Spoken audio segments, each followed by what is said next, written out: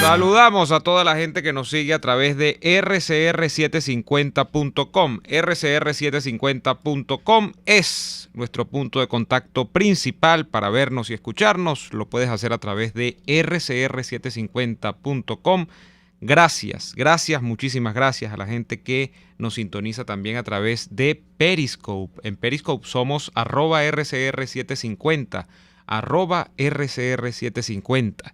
Y, por supuesto, a la gente que en nuestro canal de YouTube no deja de suscribirse al canal. ¿Cómo se suscriben? Bueno, van a RCR750 o Radio Caracas Radio, así nos buscas en YouTube, y cuando estés en el canal, le das al botón rojo que dice suscribirse. Está a mano derecha, un botón rojo dice suscribirse. Por favor, no olvides hacerlo, suscribirte en nuestro canal. Bien, llegan noticias de las sanciones, lo cual es alentador, ¿no? Porque después de que haya virtualmente, yo no doy por sentado todavía esto, ¿no? Porque están abiertas las causas judiciales, que ya lo he dicho, me parecen cuesta arriba, me parecen una batalla larga, compleja, difícil. Las que tiene, por lo menos, creo que ya han reducido el número de estados, pero en unos 4 o 5 estados, los abogados de Trump. Sigue siendo alentador que Maduro siga en la mira, ¿no? Ya no en este caso en los Estados Unidos, cuyo alcance la política exterior virtualmente del nuevo presidente, que parece que va a ser Biden, no sabemos todavía si va a ser así, tendríamos que esperar unos 3 meses, digo yo, un trimestre, quizás hasta un semestre del año próximo para ver cuál es la tónica que trae. En el caso de Europa, hoy nos enteramos de que la Unión Europea ha extendido por un año las sanciones contra el régimen de Maduro, así lo dice el Nacional. En la última actualización de la lista elaborada en junio, el bloque de 27 naciones, de la UE por supuesto, incluyó 11 nuevos nombres, entre ellos el de Luis Parra. Es decir, Luis Parra ahora está sancionado en los Estados Unidos, en Europa. Está difícil. La Unión Europea acordó este jueves extender hasta noviembre de 2021 las sanciones que afectan a 36 altos cargos del régimen de Maduro e incluyen un embargo de armas. Muy importante, porque incluso en el caso de España, cuando aquí estaban prendidas las protestas, hace un tiempito, las armas seguían llegando, ¿no? Y por ejemplo, todo lo que tenía que ver con equipos antimotines, bombas lacrimógenas, creo que era el apartado específico que le gustaba, por ejemplo, al gobierno de España venderle a Venezuela, porque era un negoción. Como en Venezuela había tantas protestas y como había a su vez tanta represión, aquí, la venta en este caso de equipo antimotines, que yo no sé si califica como armas, yo diría que sí. Porque, por ejemplo, a Juan Pablo Pernalete lo mataron con una bomba lacrimógena, que no lo usaron para disuadir una manifestación, sino que lo usaron como proyectil.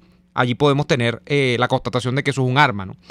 Y entonces la decisión se tomó a la luz de la crisis política, económica y social humanitaria que hay en Venezuela, donde persisten las acciones que minan la democracia, el Estado de Derecho, el respeto a los derechos humanos, informó el Consejo de la Unión Europea. De este modo, quedan prorrogadas entonces hasta el 14 de noviembre del próximo año las medidas coercitivas que el bloque ha ido sumando al primer paquete de sanciones de 2017, cuando las medidas se ciñeron a un embargo de armas. Recuerden ustedes que sí, fue la primera medida que tomó la Unión Europea, y equipos que pudieran ser empleados para vigilar o reprimir a la población. Lo que les estaba comentando.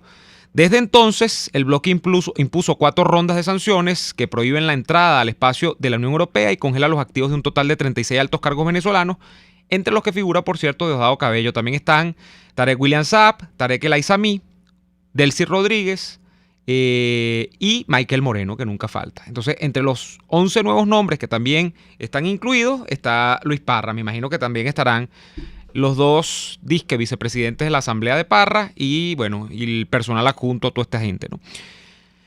Bueno, habría que ver también qué ha pasado con las sanciones europeas, ¿no? Yo creo que la mayor burla al paquete de medidas de sanciones que ha emprendido Europa es justamente toda la película que se calificó como, no el Watergate, sino el Delcygate, con la llegada a Barajas de la señora Delcy Rodríguez, recibida a su vez por el señor Ábalos, ¿no? En España. Y cómo esa película se disolvió en el gobierno del socialista Pedro Sánchez en España. Cómo no hubo ningún grado de, digamos, de responsabilidad sobre lo que allí ocurrió.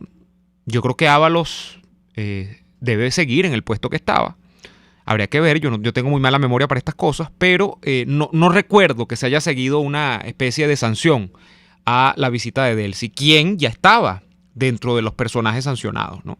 Y quien se supone que no debería haber pisado suelo español, porque lo que se dice es que las personas que están en la lista, para empezar, tienen vetada la entrada a el territorio no español, europeo, todo lo que comprende la Unión Europea. Entonces, bueno, allí hay que ver también cuál ha sido el doble estándar, el doble rasero que se ha utilizado en el caso de las sanciones por parte de la Unión Europea, que yo creo que no ha acompañado, lo hemos dicho muchas veces, no ha acompañado tan decididamente la política que tuvo el presidente Trump hasta ahora. Y veremos si esa política, repito, se modifica en lo sucesivo.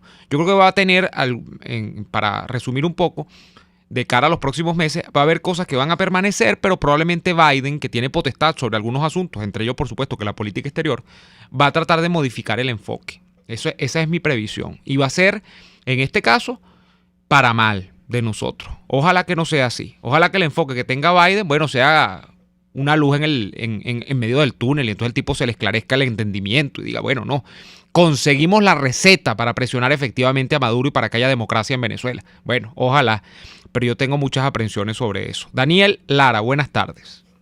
Buenas tardes, Neomar Hernández. Saludos para ti y para todos los que nos escuchan a estas horas a través de las distintas plataformas disponibles para tal fin.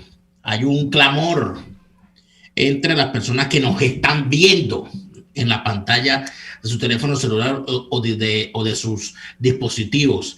Y ese clamor es a favor de que Neomar Hernández se peine. Sí, lo acabo de ver. Gracias a Dios. ¿Ves? Porque yo soy modelo de radio, Daniel. Yo no puedo, ese es el problema. Cuando uno es modelo de radio está acostumbrado. Bueno, yo recuerdo que en los primeros programas que nosotros salíamos los días sábados, Neomar llegaba elegantemente vestido con sus mejores trajes. ¿En Flu? En los sábados. Por eso fue que desde el primer programa yo dije, bueno, el periodista mejor vestido de la radio. Ya no, ya soy lo que va quedando de aquello. ¿Verdad? Claro, que es más. Bueno, pero es que los tiempos pasan, hermano, los tiempos cambian. Y el hambre queda, ¿oyó? También, eso sin duda, sin duda. Mira, hoy es el 12 de noviembre. Ajá. Quedan cada vez menos días. ¿Para qué? ¿Para que se acabe el año? Para las definiciones que mucha gente necesita. Entre ellas, por supuesto, que se acabe el año. Que se acaben gobiernos. Y entonces, y que se acaben esperas. Y es aquí entonces donde estamos puestos frente a la historia en muchas ocasiones.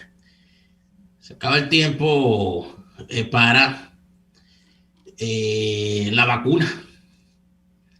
Se acaba el tiempo para las investigaciones médicas sobre algunas enfermedades.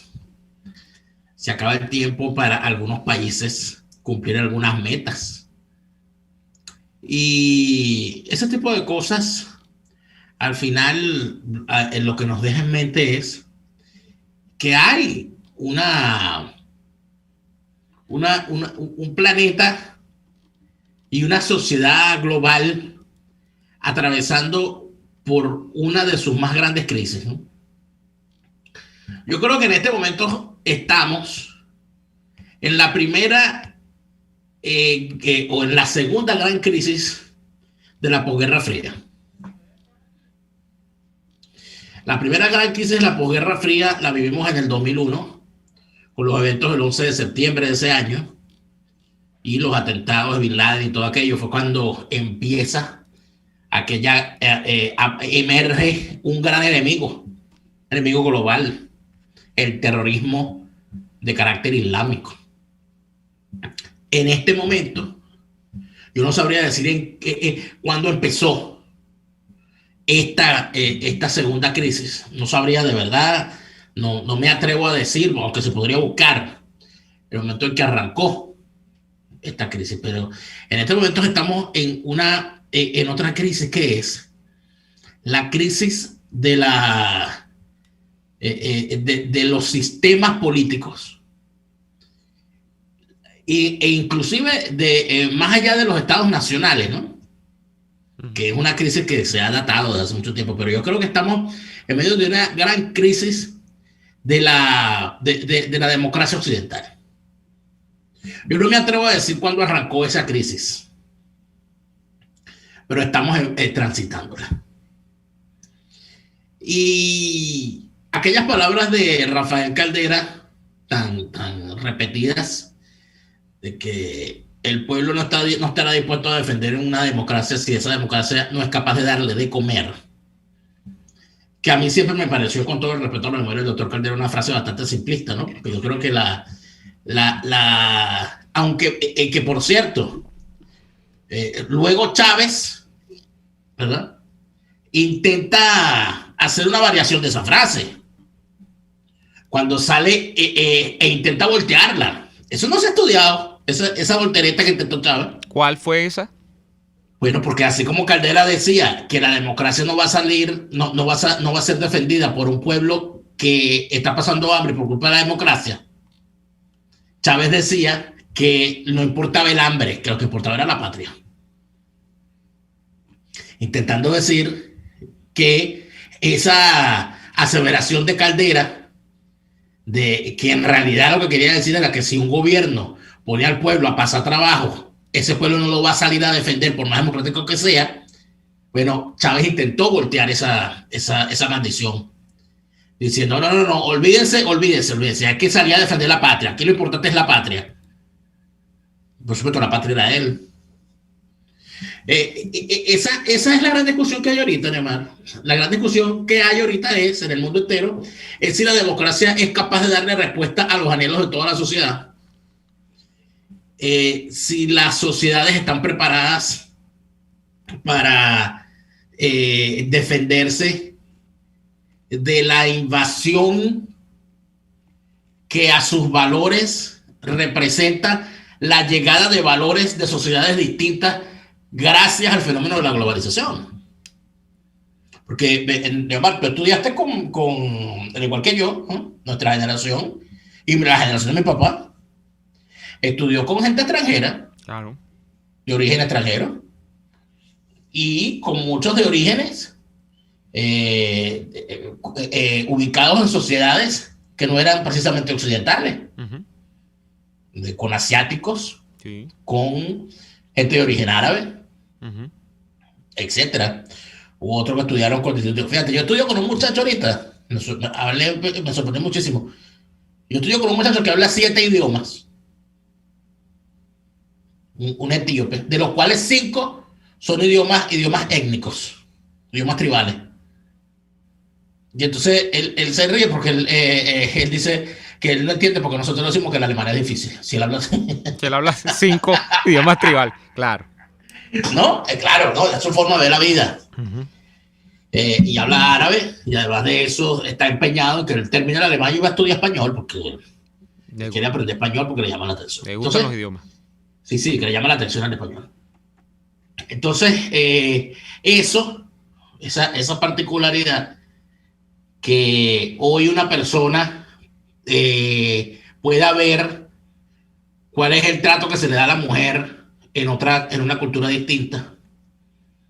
Eso no lo veía yo, por ejemplo, con todos los árabes con los cuales yo estudié. Porque todos los árabes con los cuales yo estudié eran árabes cristianos. Sus madres, sus hermanas, sus novias, sus esposas no usaban velo porque eran cristianos, ni había esas denuncias de la férrea, el férreo trato contra las mujeres. Eso es algo que vino después. Eso no era una cosa que se viera tanto. Pero si me permite, bueno, me encantaría hacer un apéndice sobre esto que tú dices, la crisis de la democracia.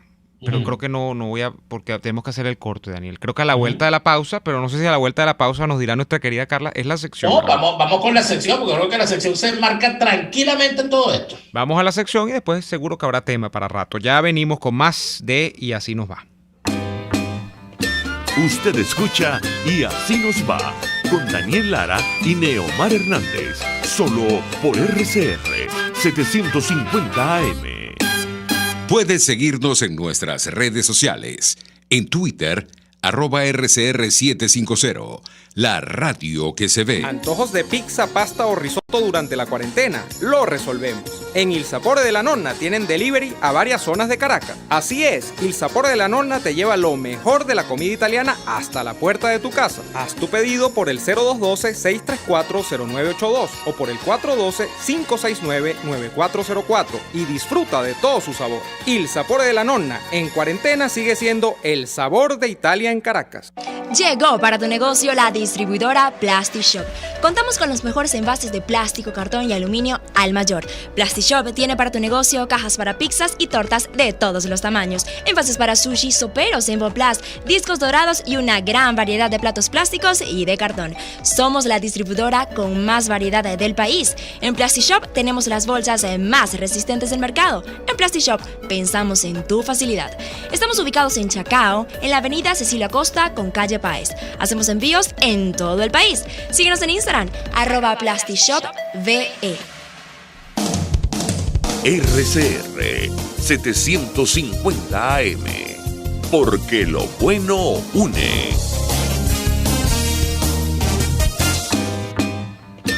Les estamos presentando Y así nos va, cuando se tiene algo que contar, con Lara y Hernández, solo por RCR 750 AM. Recordar hechos y situaciones de la historia forman parte de nuestro día a día. Y hoy vamos a comparar aquellos momentos de ayer y hoy. La historia no miente. La historia no miente. Desde el día 3 de noviembre estamos escuchando la palabra fraude por parte del propio presidente Donald Trump en los Estados Unidos y decimos, ¡oh! Primera vez que en Estados Unidos se habla de fraude. Pues déjenme decirle que no, amigos míos. En la historia de los Estados Unidos, que tiene a los partidos republicano y demócrata como protagonistas de la vida política desde desde que terminó la guerra de secesión, desde el proceso en el que casi que existe esa nación. Antes existían otros partidos, pero esos son los dos grandes partidos que resultaron de aquella conformación. Se han evidenciado escándalos de fraude más frecuentemente de lo que ustedes pueden esperar. Claro que desde hace un tiempo acá se ha regularizado la vida en democracia o la vida dentro de un sistema donde se supone que estos partidos reconocen la derrota cuando ocurren las elecciones presidenciales, sí, pero no es primera vez, y mucho menos en tiempos recientes. Y en la historia podemos hablar de tiempos recientes los últimos 100 años. Pero vámonos al año 1960, que yo creo que es el caso más paradigmático de esto, el caso más escandaloso. El caso de las elecciones presidenciales del año 60, en las que ganó John Fitzgerald Kennedy, candidato demócrata, a el entonces vicepresidente Richard Nixon, que era el candidato republicano. Miren ustedes el margen tan estrecho por el que ganó Kennedy esas elecciones. Fue 49.72% de Kennedy versus 49.55% de Nixon. Estamos hablando de una décima y alguito más. Fueron 120,000 votos, creo, que se le endilgaron en mayoría a Kennedy. En el voto popular, recuerden que no es lo que decide la presidencia en todo caso, pero es un buen barómetro para ver las cosas. ¿Y qué pasó ese año? Bueno, hay una enorme sombra sobre la familia Kennedy y sobre, en este caso, el más conspicuo representante de la dinastía Kennedy, que es John Fitzgerald, por los resultados de esa elección. Primero con lo que tuvo que ver en la selección del candidato vicepresidencial, del acompañante en el ticket de John Fitzgerald Kennedy, que fue en aquel momento el que después terminó desde el asesinato de Kennedy siendo presidente, Lyndon Johnson. Lyndon Johnson era, o había sido representante en el Senado, creo, por el estado de Texas. Y ya van a ver por qué es importante. Se escogió a Lyndon Johnson casi al final, casi obligado. No gustaba mucho dentro del equipo de campaña de Kennedy, aunque parece que el papá sí lo quería. Pero hay todo un tema, además, con lo que ocurrió el día de la elección con base a unos acuerdos previos bien turbios. Y es que Kennedy, si ustedes revisan bien el mapa electoral, les invito a que lo busquen, del año 60, ganó ese año la elección en Illinois y la ganó en Texas, siendo demócrata. Illinois siempre ha sido generalmente demócrata, pero Texas muy rara vez. Después de la década de los 70 se la agarraron los republicanos y no la han perdido más nunca. ¿Qué pasó allí? Bueno, hay unas denuncias que al final de cuentas no las procesó el propio Nixon ni las procesó el propio Partido Republicano, que siempre quedaron como allí en Texas en el aire, de que se había producido un fraude, con el tema de las boletas también, pero sobre todo en la ciudad de Chicago, donde estaba un señor que se llamaba Richard Daley, que en algún momento se investigó el caso a fondo y se dice que el propio padre, el patriarca de la familia Kennedy, se habría arreglado con un personaje de la mafia de aquel entonces, la mafia italiana, que ustedes saben que tenía amplias ramificaciones, tanto en Chicago como en Nueva York, pero fundamentalmente en Chicago, donde está la mafia, los herederos de Capone, pues. Se revisó muchísimo aquello en aquel momento y se dice que, bueno, que los sindicatos que manejaba la mafia de San Giancana, que era el nombre de este mafioso, forzaron muchísimas presiones, de hecho duplicaron votos.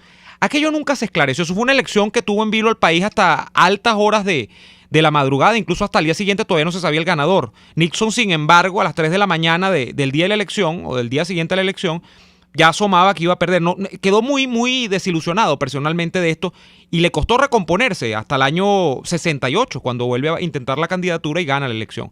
Pero ¿qué venimos a decir con todo esto?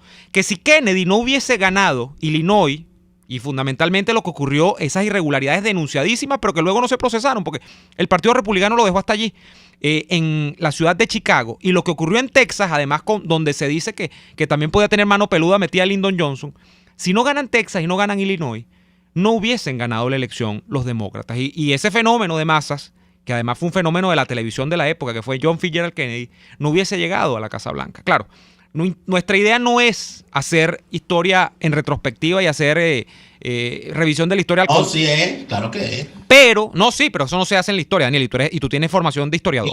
¿No se hace qué? No, que no se hace que hubiese pasado, sí. Pero en este No, eso es otra cosa, pero recordar un hecho como ese es importante cuando estamos en medio de una gran discusión en la que muchísima gente cree que el sistema, esto es una grieta en la educación de los Estados Unidos porque nunca antes se había visto. No, e inclusive, Leomar, antes. Uh-huh.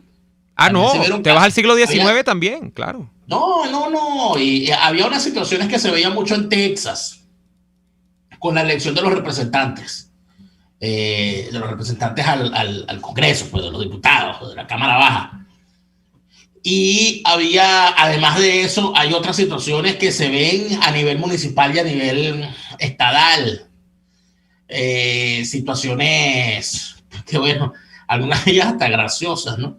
Fíjate de lo que me acabo de enterar yo, gracias a un extraordinario seguidor y asesor. Entonces, yo tengo un equipo de asesores. Bueno, yo tengo un equipo de asesores puertorriqueños que saben un montón de política. Ya quisieran los gobernadores de Puerto Rico tener este equipo de asesores puertorriqueños que yo tengo. Saludo a mi estimado Edwin por haberme hecho llegar esto. Mira, esto está ocurriendo ahorita en la elección de un senador estatal. O sea, un senador, acuérdate que hay senados regionales, ¿no? Sí, claro. En los Estados Unidos. Entonces hay una situación que llamó la atención de un canal de televisión de Miami. ¿Qué ocurre?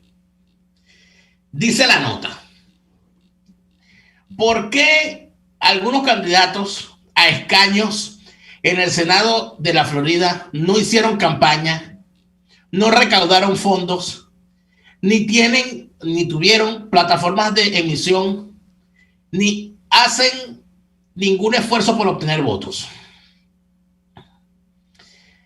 El local 10 News ha encontrado evidencia que sugiere que 3 de esos candidatos en 3 elecciones del distrito del Senado de la Florida, 2 de ellos recordados en Miami-Dade, eran candidatos cómplices cuya presencia en las elecciones estaba destinada a desviar votos de los candidatos demócratas. Fíjate este caso. Vamos a hablar del distrito 37. Es graciosísimo, en realidad me da mucha risa. Porque es una trequiñuela de ECA. Alfarista. Te lo juro, cuando la vi yo dije, ¿esto es una de ECA? ¿Alfarista o lucinchista? O ambos. O ambos al mismo tiempo. Ambos dos al mismo tiempo. Mira. La candidata republicana Ileana García se iba a enfrentar al favorito demócrata José Javier Rodríguez. Y eran 2 candidatos y de la nada se inscribió un tercer candidato. Apellido Rodríguez. Un Pastor Bertucci, una cosa así. No. Párame, escúchame. La candidata republicana se llama Ileana García, ¿verdad? El candidato demócrata se llama José Javier Rodríguez y es el favorito. Y se inscribe un tercer candidato de apellido Rodríguez. También. Alex Rodríguez. Y no aparece ni su foto, no hace campaña, nada. pero están en tarjetón. El señor obtuvo, el candidato Rodríguez Fantasma, obtuvo menos del 3% del total de los votos. Ajá. Y la candidata republicana ganó por menos del 1% de los votos. Se podría pensar que se desviaron votos por confusión. La señora ganó por 0,02%. Perro. Escucha bien. 31 votos de diferencia. Escucha entonces el asunto. Las comparaciones en los registros de campañas públicas de los candidatos sin partido muestran similitudes y conexiones que sugieren que todos están vinculados por fondos de los mismos donantes de dinero oscuro y que son parte de un elaborado esquema para alterar los patrones de votación. En una de esas carreras, el Distrito 37, se está realizando un recuento porque la diferencia entre los candidatos demócratas y republicanos es de solo 31 votos. El candidato del tercer partido recibió más de 6.300 votos. Ese tercer candidato del partido, Alexis Rodríguez, tiene el mismo apellido que el senador titular que estaba lanzándose a la reelección, José Javier Rodríguez. Alexis Rodríguez falsificó su dirección en su formulario de presentación de campaña en junio pasado. La pareja que ahora vive en la dirección que el tipo declaró como suya, dice que ha sido acosada repetidamente desde entonces por personas que buscaban a Rodríguez, que no había vivido allí en 5 años. El medio visitó el lugar de trabajo de Rodríguez el martes y Rodríguez mintió sobre su identidad. Dijo, no, Rodríguez, yo no sé quién es ese Rodríguez. Fingió ser socio de Rodríguez. No dijo nada y empezaron esta gente a investigar. Y cuando están recolectando fotos de los candidatos, se encuentran que no se encontraba fotos de este candidato Alex Rodríguez por ninguna parte. Buscan documentos de campaña y encuentran un rastro de dinero que parece indicar que hay allí un truco. ¿Qué fue lo que al parecer hicieron? Bueno, inscribieron los candidatos de apellido. Claro. Para crear confusión. Para confundir a los electores. Pero ¿qué puede decir la señora, la que salió electa? Dijo, un momento, yo no tengo nada que ver con ese Rodríguez. Claro. Yo inscribí mi candidatura y si la gente se confundió votando, yo gané. Claro. Por 31 votos, pero gané. Yo soy la senadora. El otro Rodríguez debe estar maldiciendo a su familia. Está diciendo, ¿quién me habrá mandado a mí a tener este apellido? ¿Por qué no me pusieron un apellido griego, Papadopoulos, por ejemplo? Exacto, una cosa claro, esa. Una cosa enrevesada que nadie pudiese imitar, ¿verdad? Porque Rodríguez es como Hernández, aunque yo soy de los Hernández de la realeza. Pero, sí, ¿verdad? Sí, de la realeza del Real Madrid. Del Real Madrid. Entonces, eso, pero es una cosa rarísima esto. Y esto es a beneficio, repetimos, Daniel, de una candidata republicana, no de una demócrata. Mira, al regreso, vamos a seguir hablando de fraudes electorales, porque yo tengo unos cuentos buenísimos. Bueno, vamos, porque tú eres fraudólogo también. Bueno, acuérdate que yo siempre estuve en elecciones. Daniel, ¿no? Nosotros fuimos ADECO, entonces bueno, ese es el problema. Claro, que ya sabemos de trácala, de los ADECO. Claro, los ADECO son tracaleros. Uno llega a AD y el ciclo básico, entonces tracalería 1, 2 y 3 cuando usted llega. Claro, ¿cómo robarse una elección? Vamos a ir a no, lo primero es cómo robarse la elección interna, porque no es tan importante. ¿Cómo alterar un padrón electoral? ¿Qué es lo que dice? ¿Cómo cuadrar un pleno, por ejemplo? ¿Cómo cuadrar una votación interna? Eso Concepto del acta matavoto. Concepto de la rosca, por ejemplo. Vamos a ir al corte comercial y venimos con más de Y Así Nos Va. RCR les está presentando a Lara y Hernández en Y Así Nos Va por sus 750 AM. Sintonícenos a través de Periscope, @RCR750, la radio que se ve. Atuplata.com.be, la cuarentena no los detiene. Siguen haciendo envíos desde los Estados Unidos a Venezuela, sin complicaciones. Además de eso, buscan tu carga en Tampa, Orlando y Miami sin ningún costo adicional. Sí, no tienes que moverte. Van hasta la puerta de tu casa y se encargan de todo. Tuplata.com.be con promoción de servicio de pick-up gratis. Hasta en la cuarentena tuplata.com.be. En los envíos te da la tarifa más baja y en el menor tiempo. Hay sabores de helados que fascinan, obsesionan y enamoran. Sabores como los que consigues en Il Cuore di Gelato. El helado de Amarena combina el más cremoso y delicioso mantecado con la frescura del sabor de las cerezas. Imperdible. Esta y otras delicias las consigues en Il Cuore di Gelato. Disfrútalas en el nivel feria del Centro Comercial Multiplaza del Paraíso, frente a las escaleras mecánicas. Il Cuore di Gelato, helados que llegan al corazón. RCR 750 AM, porque lo bueno une.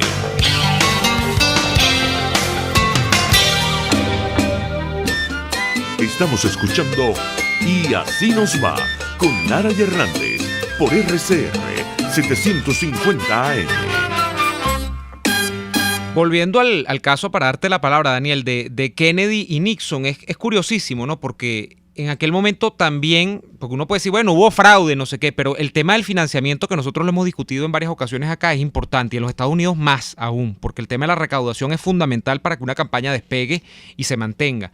Y en algún momento se llegó a hablar, estamos hablando de hace 60 años atrás, completicos, 1960, de que nada más por los acuerdos de el padre de la familia Kennedy, el padre de John Fitzgerald, con la mafia, el sindicato de la mafia en Chicago, San Giancana llegó a poner más de $500,000 en la campaña de John Fitzgerald Kennedy. Lo que no se entiende, siempre se dice que fue una decisión de Nixon, Daniel, porque el partido, y por ejemplo, tipos tan representativos como Barry Goldwater en el Partido Republicano y incluso varios de los dirigentes altos del partido, del Comité Nacional Republicano, decían que había que seguir adelante y pedir los recuentos. Nixon se negó desde entrada, Nixon concedió rapidito, no quiso insistir. Se dice que si se hubiese hecho el recuento, se hubiese revisado a fondo lo que ocurrió nada más en esos 2 estados, pero había como 3 más en disputa. Estaba, creo que también Missouri, New Jersey, que en aquel momento todavía votaba republicano o había posibilidad con los republicanos. Después eso lo quedaron los demócratas.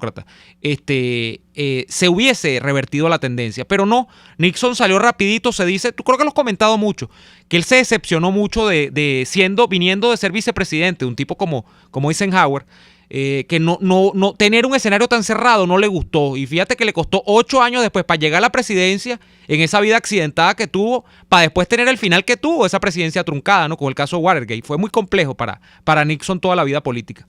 Mira, hay una persona, hay 2 películas interesantes que hablan sobre ese asunto.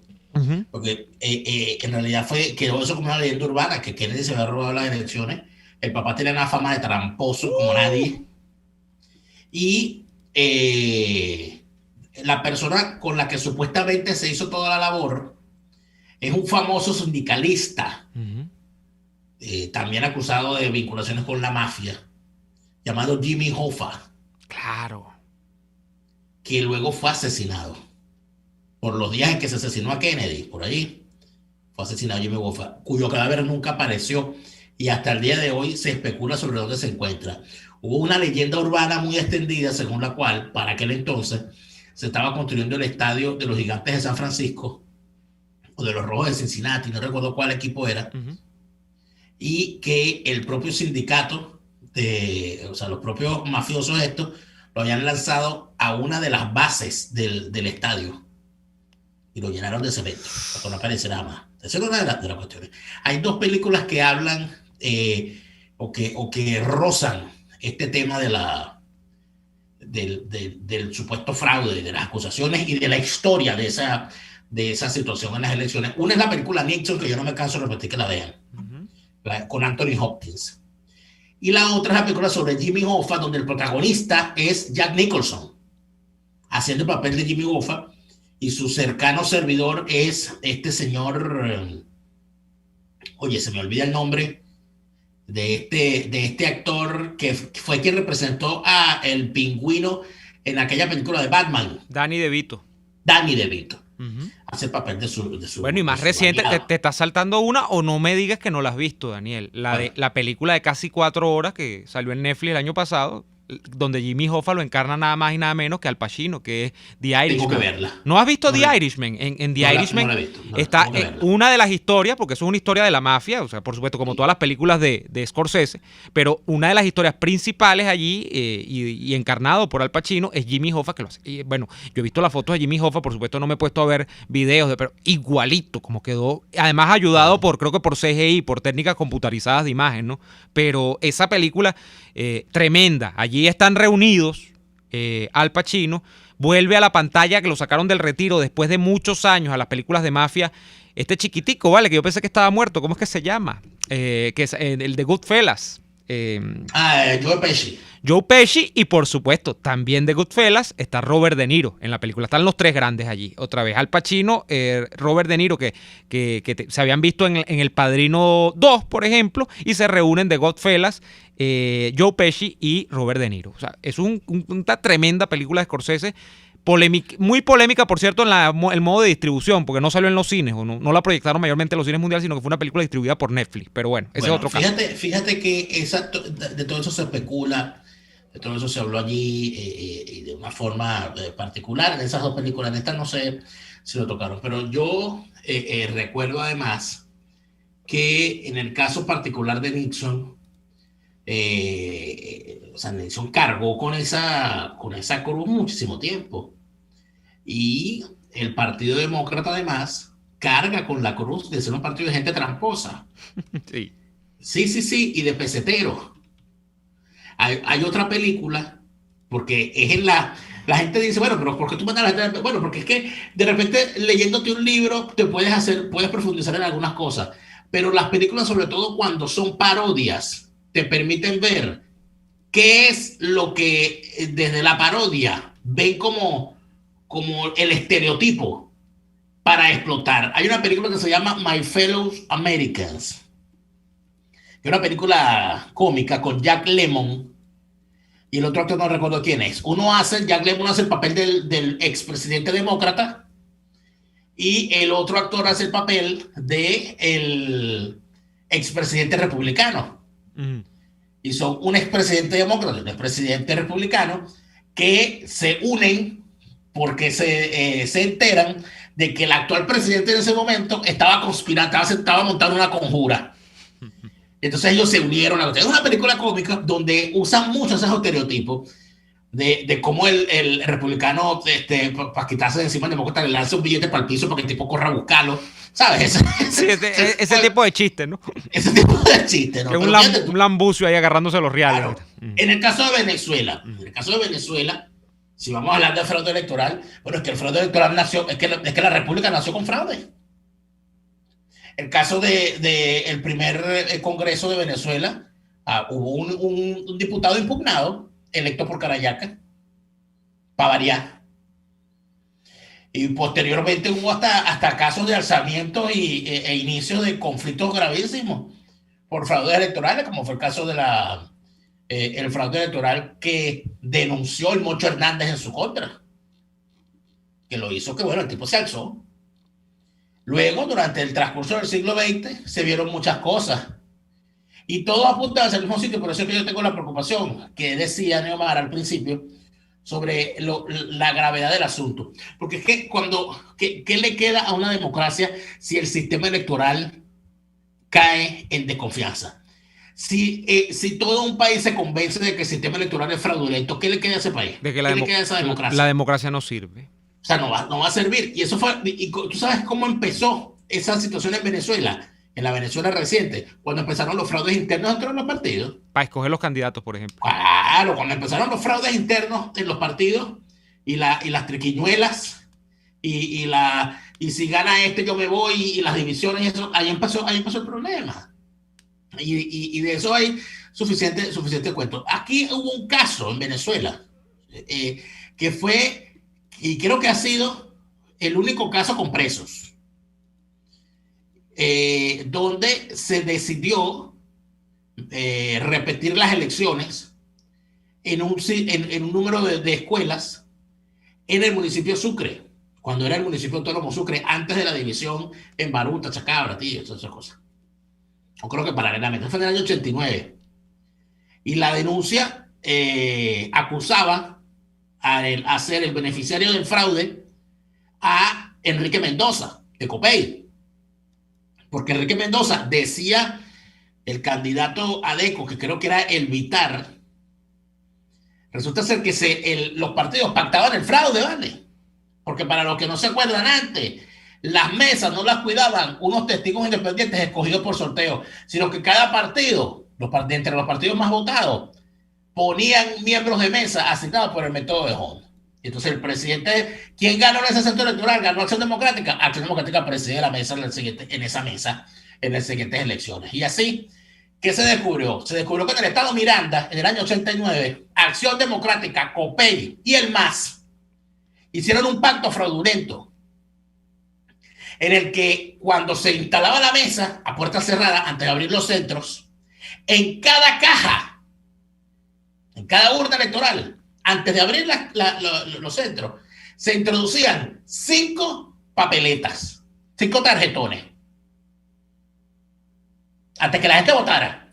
Y en esos 5 tarjetones se sellaba para la gobernación la tarjeta de AD, para la alcaldía, fuese cual fuese el municipio, la tarjeta de Copey, y para el consejo municipal, la tarjeta del MAS.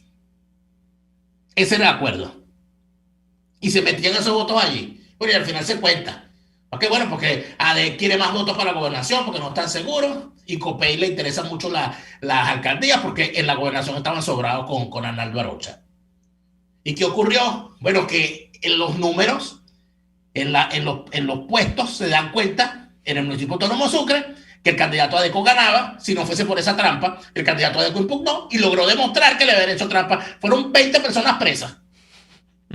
El abogado defensor, el que ganó el caso, es nuestro amigo el doctor Víctor Bolívar, que luego fue presidente de Acción Democrática. Se llevó por los cachos y me contó mi Víctor Bolívar que cuando él logra eso, Alfarucero lo llamó a su oficina y que le dijo, viéndolo a la cara: compañero, tronco problema en el que nos ha metido usted, ¿sabe? Por supuesto, porque eso se lo hacían en todo el país, ¿no? Claro. Lo hacían en todo el país. Y por eso era el famoso acta matavoto, las inconsistencias numéricas. Aquí se repitieron unas elecciones en el estado Barinas que se las robaron a Gerard Cartay. Aquí se repitieron unas elecciones en el estado Sucre que se las robaron a Ramón Martínez. Pero Daniel, estamos hablando de que eso, porque hay gente que piensa, no, eso es en Venezuela, claro, y ahora acentuado con el chavismo, pero estamos hablando de que en los Estados Unidos hay una larga historia de esto también, o sea, hay cuestionamientos, y si te vas a los países potencia de Europa, seguramente habrá cuestionamientos también, que se han ido perfeccionando, es decir, ya quizás si se hace alguna especie de, vamos a ponerle un término gafo, ¿no? Pero es triquiñuela, ya es un poco más sofisticada, no es tan evidente, es más con nocturnidad, no es tan fácil de descubrir como son en los países todavía en vías de desarrollo. Pero el fraude electoral, la gran conclusión, es que puede estar aquí, puede estar en Pekín. Bueno, en Pekín no, porque en Pekín no hay elecciones libres, en Pekín no hay democracia. Pero el caso es que puede estar en cualquier parte del mundo en donde se diga que existe democracia. Eso no está atado a un gentilicio, eso no está atado a una región del mundo, eso está atado al problema fundamental de la política, que es que el poder es muy difícil de conceder, Daniel. A la gente no le gusta entregar el poder. Y la democracia, las más de las veces, es un paso o un trago amargo que esa gente que es de carne y hueso y a la que no le gusta entregar el poder, tiene que sortear. Y hay gente que lo digiere mejor que otra. Por eso es que nosotros hemos hablado hoy de un caso de fraude electoral en los Estados Unidos, que no es este que está denunciando Donald Trump, sino que viene de mucho más atrás. Vamos a ir al corte comercial y venimos con más de Y Así Nos Va. Escuchamos Y Así Nos Va con Lara y Hernández, porque la realidad no se tapa con un dedo. Solo por RCR 750 AM. Puedes seguirnos en nuestras redes sociales. En Twitter, @RCR750, la radio que se ve. Antes de un buen almuerzo es indispensable una buena entrada, y en Il Sapore de la Nonna te ofrecen las mejores, como la deliciosa ensalada César, tradicional con tiras de pollo o con camarones, la rica ensalada capresa con rodajas de tomate fresco, queso de búfala y salsa al pesto, o las focaccias que crujen de sabor. una delicia. Todo eso y más lo consigues en Il Sapore de la Nonna. Visítalos en la Avenida Victoria, diagonal a la bomba de gasolina Guayana. Il Sapore de la Nonna, el sabor de Italia en Caracas. Atuplata.com.be, la cuarentena no los detiene. Siguen haciendo envíos desde los Estados Unidos a Venezuela, sin complicaciones. Además de eso, buscan tu carga en Tampa, Orlando y Miami sin ningún costo adicional. Sí, no tienes que moverte. Van hasta la puerta de tu casa y se encargan de todo. Tuplata.com.be, con promoción de servicio de pick-up gratis. Hasta en la cuarentena, tuplata.com.be. En los envíos te da la tarifa más baja y en el menor tiempo. Cuando de helado se trata, la cremosidad lo es todo. Por eso en Il Cuore di Gelato se esmeran en producir los helados más cremosos, de frutas, Nutella, arequipe o pay de limón. En Il Cuore di Gelato todos los helados son un regalo para tu paladar. Deliciosos. Disfrútalos en el nivel feria del Centro Comercial Multiplaza del Paraíso, frente a las escaleras mecánicas. Il Cuore di Gelato, helados que llegan al corazón. Les estamos presentando Y así nos va, cuando se tiene algo que contar, con Lara y Hernández, solo por RCR 750 AM. Daniel, rápidamente antes de irnos, quiero hacer acuso de recibo, a nombre tuyo y el mío, de una respuesta que nos ha enviado nuevamente la diputada panameña Zulay Rodríguez Lu. Es una larga carta que no voy a leer porque es muy larga, repito, tiene unas 5 o 6 páginas larguísimas, pero que ella ha resumido de la siguiente forma. Yo podría, bueno, de hecho puedo leer el primer párrafo y resumir en 3 o 4 tweets que ella ha acompañado de la carta, lo que evidentemente ella de alguna manera entendió de lo que tú habías dicho el día de ayer. Mis estimados Daniel, Alejandro, porque habla también de Alejandro Marcano y Neomar, por esta vía quisiera responderle sus inquietudes acerca de mi persona y mi posición sobre el tema venezolano. Como bien Daniel lo ha manifestado, en meses pasados he tenido algunos enfrentamientos con venezolanos que viven en nuestro país debido a que varios han adoptado posiciones poco respetuosas y eso ha generado algunas pugnas en redes sociales que muchos han catalogado de xenófobas. La realidad es que eso no es así. En Panamá convivimos con aproximadamente 1 millón de extranjeros y muchos de ellos son de nacionalidad venezolana. Las veces que hemos tenido que encontrarnos o hemos tenido encontronazos es porque sus compatriotas han caído en las ofensas, no contra mí, sino contra el país y contra los nacionales panameños. Bueno, aquí te dirige ya la carta a ti y ella dice o complementa esto, dice: aprovecho para responder formalmente con comentarios o a los comentarios expuestos en RCR. Y en el mismo, se refiere a esta carta, detallo mis propuestas y les pido que las analicen con sensatez.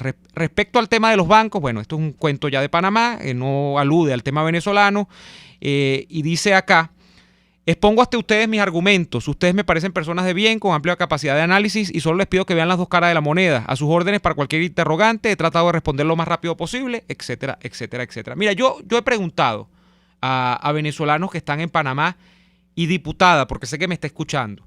Lamentablemente he tenido la misma respuesta que entiendo ha tenido mi amigo y compañero de programa Daniel Lara Farías con respecto a lo que son sus posiciones para con los venezolanos en Panamá. De hecho, me han enviado ellos y me han dicho: velo tú por tus propios ojos, no te forjes un criterio con lo que yo te estoy contando. Me han enviado varias intervenciones de usted en el Congreso, porque entiendo que presidió la Cámara, no sé si el año pasado o antepasado.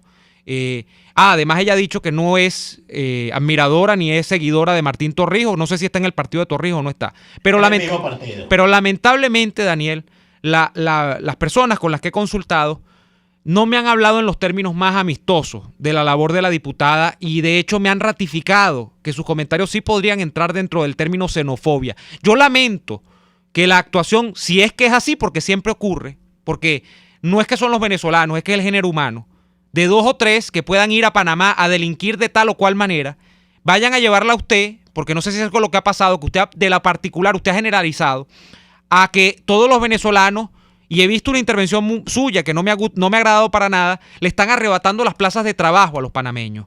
Mire, si creemos en los mismos valores, porque usted dice que usted escucha nuestros programas y ve nuestros contenidos, porque usted comulga con nuestra defensa de los valores que defendemos nosotros, en mi caso los valores liberales, usted no va a conceder el punto de que la gente tiene que ser calificada en el mercado laboral por el gentilicio, por la raza o por la religión que profesa, sino por las capacidades. Entonces usted no puede venir a decir que es que un venezolano, siendo más apto, si es que es el caso, no que un panameño, que un puertorriqueño, que un dominicano, que un ecuatoriano, que un colombiano, en Panamá, tiene más aptitudes, entonces hay que darle el trabajo al panameño, al dominicano, al ecuatoriano, porque el gentilicio priva. No, yo creo que si creemos, y usted cree en los valores que usted dice que nosotros defendemos y que los concede como valores comunes, usted no va a estar anteponiendo el tema de que los venezolanos entonces van a robarle el trabajo a los panameños, porque lo vi en una intervención que usted tuvo en el Congreso, y donde usted decía además que estaba obstinada de los venezolanos que estaban chillando allá y que era mejor que se fueran a chillar a su propia casa porque usted no lo quería en su casa chillando. Entonces, lo lamento muchísimo. Creo que usted tiene que... ha topado usted con los venezolanos incorrectos.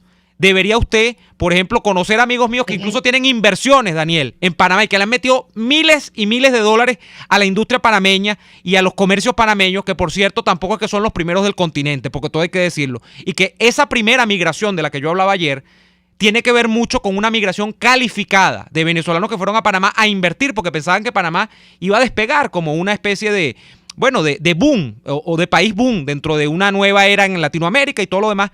Yo le pediría que usted se conozca a esos venezolanos y no a los que lamentablemente ha tenido usted que tratar, que entonces parece que le llevan a usted a concluir que todos son unos arrebatadores de plaza de trabajo y si no son delincuentes y que hay que correrlos de Panamá. Lo lamento muchísimo. Mira, yo lo único que voy a decir, yo le contesté a esa necia por sus redes sociales y lo primero, contrastarla con ella misma. La señora dice que en Panamá, y es una parlamentaria, la señora dice que en Panamá hay 1 millón de extranjeros. Bueno, la población de Panamá es de 4 millones y un poquito más de habitantes y no hay 1 millón de extranjeros. Y que en su mayoría son venezolanos, es decir, que según la señora, en Panamá hay más venezolanos que en Perú y en Chile. En Panamá, el número total de venezolanos censados no llega a los 100.000 personas. Entonces, además de eso, ¿no? La señora es homofóbica. Bueno, pero si la grabaron hablando de negocios y sinvergüenzura con su marido y todo aquello, ese es un pobre personaje. Que por cierto, ella dice que ya no es chavista, pero entre las cosas que nos mandó por ahí, nos mandó a leer un enlace de un medio de comunicación chavista. No, porque es loca.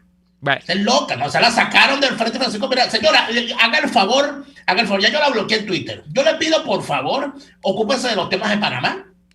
Vaya a ocuparse de su sinvergüenzura, de sus actos de corrupción, de su homofobia, de su estupidez congénita, de su parlanchería. Usted es una pobre politiquera buena para nada que no va a llegar a ninguna parte. Ojalá por el bien de Panamá usted no vuelva a repetir como parlamentaria y desaparezca del mapa político de ese país, porque bien mal que está dejando usted como panameña a ese noble país.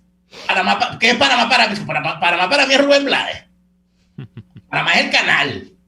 Panamá son las fotos que uno ve de Chiriquí, de Boca del Toro, de esas cosas tan bonitas que uno ve cuando le hablan de Panamá. Mariano Rivera. Esa historia particular. Hasta hablando de esta pobre política. Bueno, Daniel, es una dama. Nos vamos. Es una dama homofóbica, loca, grosera, corrupta y sinvergüenza. Nos vamos. Hasta aquí el programa del día de hoy. Gracias por estar allí. Les pedimos que mañana nos acompañen de nueva cuenta en una nueva jornada de lucha por la opinión libre y la información transparente. Hasta entonces. Por hoy termina Y Así Nos Va. Síganos en Twitter en @YASíNosVa, @DeLaraF y @NeoAdolfo. RCR 750 AM. RCR presentó Y Así Nos Va, una producción nacional independiente de Neomar Hernández, certificado número 25.178, para dar cumplimiento al artículo 14 de la Ley de Responsabilidad Social. Este programa fue presentado por Il Sapore della Nonna, el sabor de Italia en Caracas. Enviostuplata.com.be, la tarifa más baja y en el menor tiempo. Il Cuore di Gelato, helados que llegan al corazón. RCR 750 AM, porque lo